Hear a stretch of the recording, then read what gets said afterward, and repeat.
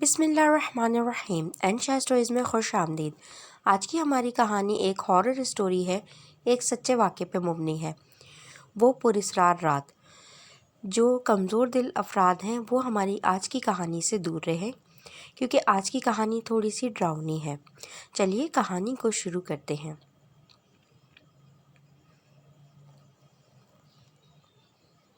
رات کے 11 بجے کا وقت تھا اور میں اس طرح بے خبر سو رہا تھا جیسے گدھے گھوڑے سب بیچ دیے ہوں۔ نہ جانے خوابوں میں کون سے جزیروں کی سیر کر رہا تھا جب فون کی مسلسل بجتی گھنٹی نے مجھے جھنجھوڑ کر ہوش و حواس کی دنیا میں لاپٹکا۔ اپنے خوابیدہ اعصاب کو بمشکل کنٹرول کرتے ہوئے میں نے فون اٹھایا۔ السلام علیکم، حسب عادت میں نے سلام کیا۔ وعلیکم السلام، کیسے ہو طلحہ بیٹا، کیا کر رہے تھے؟ جواباً مجھے ابو جی کی سنجیدہ سی آواز سننے کو ملی۔ سو رہا تھا ابو جی، آپ لوگ خیریت سے پہنچ گئے؟ اور پھر جو انہوں نے بتایا اسے سن کر قدموں تلے سے زمین نکل گئی۔ ان کی گاڑی راستے میں ایک حادثے کا شکار ہو گئی تھی اور اس وقت سب ہسپتال میں تھے۔ اگرچہ بقول ان کے فکر کی کوئی بات نہیں تھی اور وہ سب معمولی زخمی تھے، لیکن ان کی پریشان لب و لہجہ اور غیر معمولی انداز گفتگو مجھے کسی انہونی کا پتہ دے رہے تھے۔ لہٰذا میں نے فوراً روانگی کا پروگرام بنایا۔ اگرچہ ابو جی اس وقت مجھے سفر سے منع کر رہے تھے، لیکن میرا رکنا اب ناممکن ہو چکا تھا اور دل چاہ رہا تھا کہ اڑ کر ان کے پاس پہنچ جاؤں۔ میرے والدین، خالہ، خالو، میری چھوٹی بہن سب قریبی رشتہ داروں کی شادی میں شرکت کرنے آج شام ہی حیدرآباد روانہ ہوئے تھے۔ میں اپنے امتحانات کی وجہ سے گھر پر رک گیا تھا۔ میری خالہ اور خالو ہمارے گھر سے 2 گلیاں چھوڑ کر ہی رہتے تھے اور ہمارے ان سے بہت خوشگوار مراسم تھے۔ خالہ خالو نہایت شفیق، پرخلوص اور زندہ دل تھے۔ اللہ تعالیٰ نے ان کو ہر دنیاوی نعمت سے نوازا تھا سوائے اولاد کے، لیکن انہوں نے اس کمی کو اپنی زندگی کا روگ بنانے کے بجائے تقدیر کا لکھا جان کر اس سے سمجھوتا کر لیا تھا۔ مجھے اور میری چھوٹی بہن گڑیا کو وہ اپنی اولاد ہی سمجھتے تھے اور اپنی تمام تر محبت ہم پر نچھاور کرتے تھے۔ نتیجتاً ہم دونوں بھی انہیں والدین جیسا ہی مقام دیتے تھے۔ میں نے رات بھر جاگ کے پیپر کی تیاری کی تھی۔ پیپر کے بعد جب میں گھر آیا تو سب کے ساتھ اتنا مصروف رہا کہ وقت گزرنے کا پتہ ہی نہیں چلا۔ شام کو جب سب مجھے ڈھیروں ہدایتیں دے کر روانہ ہوئے تو میرا تھکن سے برا حال تھا۔ رات کا کھانا کھا کر نماز ادا کرتے ہی مجھ پر نیند کا اس قدر شدید غلبہ ہوا کہ میں لمحوں میں غافل ہو گیا۔ اب میں فوراً ہی تیار ہو کر حیدرآباد روانہ ہو گیا۔ والد سے میں نے ہسپتال کا ایڈریس لے لیا تھا۔ تقریباً 3 گھنٹے کا راستہ تھا۔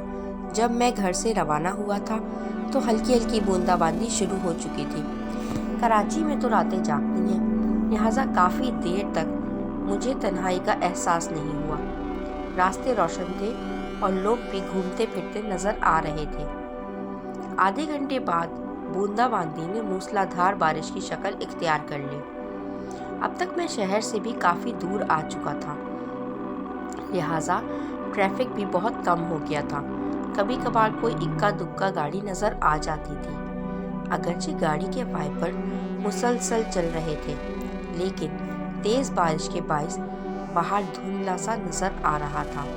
تھوڑے تھوڑے فاصلے پر لگے اسٹریٹ لیمپ اپنی مدھم سی روشنی سے تاریکی کو شکست دینے کی ناکام کوشش کر رہے تھے۔ سڑک پر دونوں طرف گھنے درختوں نے رہی سہی روشنی کو بھی نگل لیا تھا۔ اگرچہ میں فطرتاً کافی دلیر اور نڈر تھا، لیکن تنہائی اور تاریکی کی ہیبت مجھ پر طاری ہوتی جا رہی تھی اور میں سفر کے بخیریت تمام ہونے کی دعا کر رہا تھا۔ لمحے بھر کو بجلی چمکتی تو پورا منظر واضح ہو جاتا تھا۔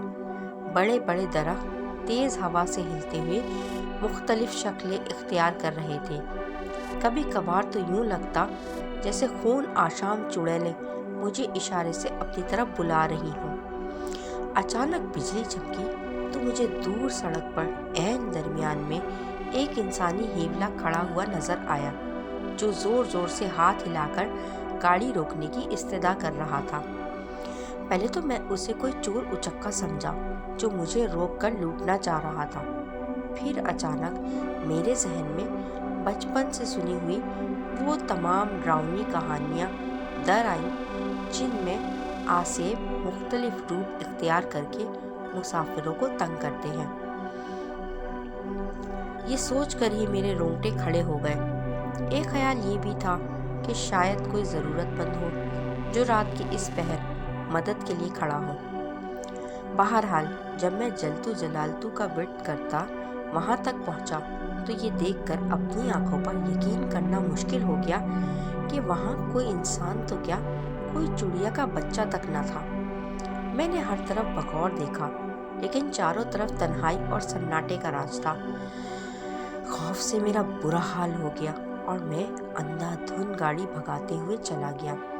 अभी मैं थोड़ी दूर ही गया था कि अचानक किसी ने पीछे से मेरे कंधे पर हाथ रखा।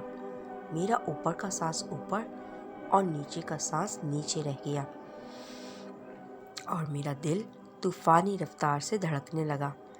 बमुश्किल मैंने पीछे मुड़कर देखा तो मुझे यूं महसूस हुआ जैसे पिछली सीट पर बालों का एक बहुत बड़ा सा ढेर धरा हुआ है। न जाने वो अल्लाह की कौन सी मखलूक थी जो साइज में इंसान से भी बड़ी थी, लेकिन मुकम्मल तौर पर बालों से ढकी हुई थी।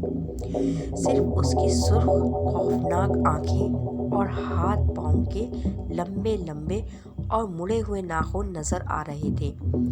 वो अपनी लाल लाल डरावनी आंखों से निहायत गुस्से में मुझको घूर रही थी।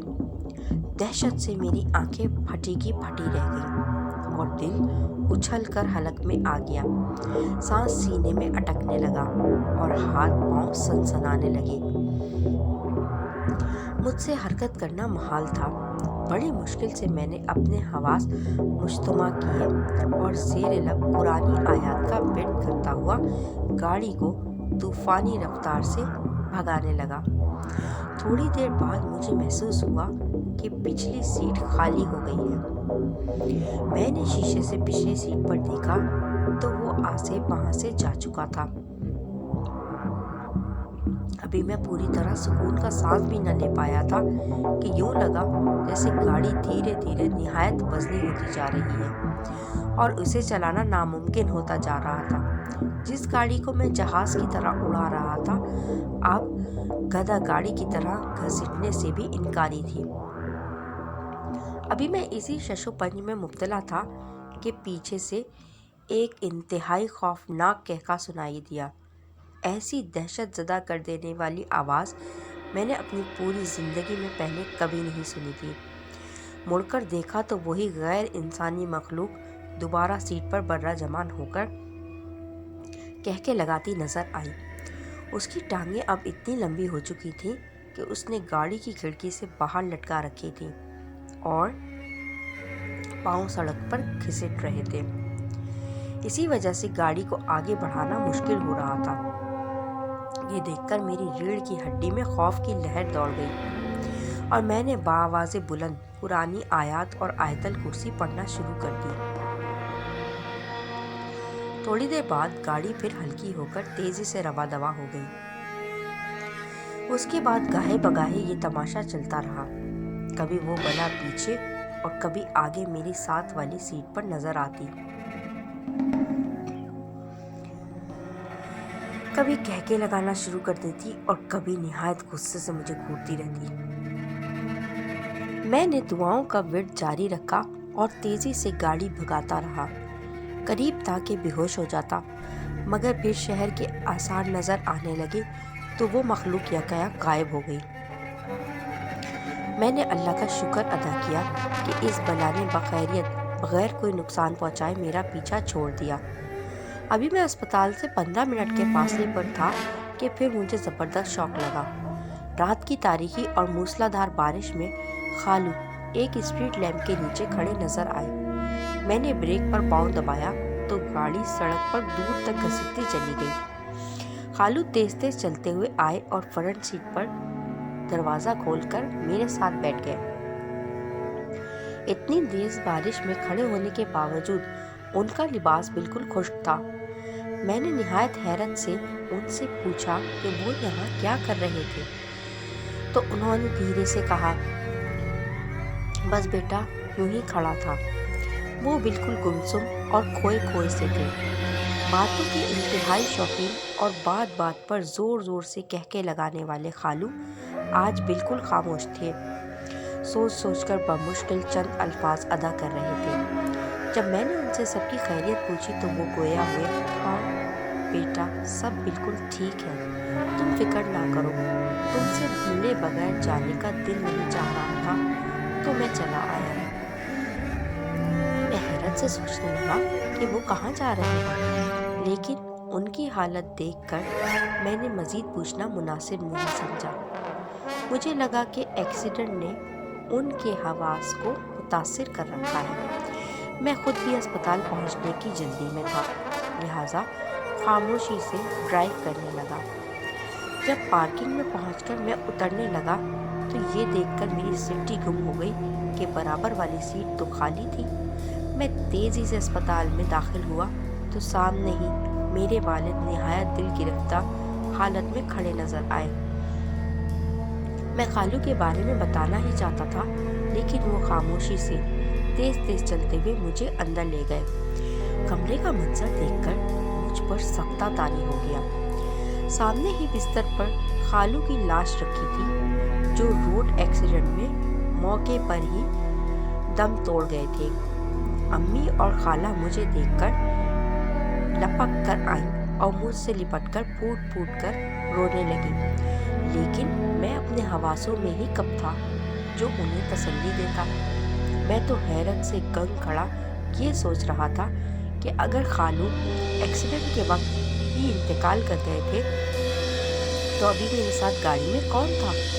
کیا ان کی محبت واقعی اتنی شدید تھی کہ مجھ سے ملے بغیر جانے کا ان کا دل رضامند نہ تھا؟ یہی وہ معمہ تھا جو کبھی مجھ سے سلجھ نہیں سکا۔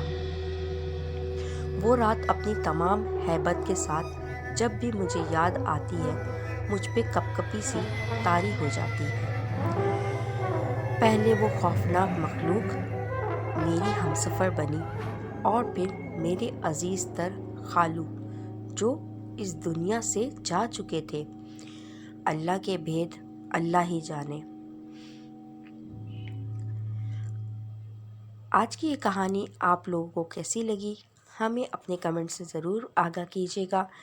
ہمارے چینل انشا اسٹوریز کو لائک کیجیے، سبسکرائب کیجیے، کہانی پسند آنے کی صورت میں اسے شیئر کیجیے اپنی فرینڈز اینڈ فیملی میں، اور ہمیں اپنا فیڈ بیک دیجیے۔ ہم مزید کہانیوں کے ساتھ حاضر ہیں۔ اپنا خیال رکھیے۔ اللہ حافظ۔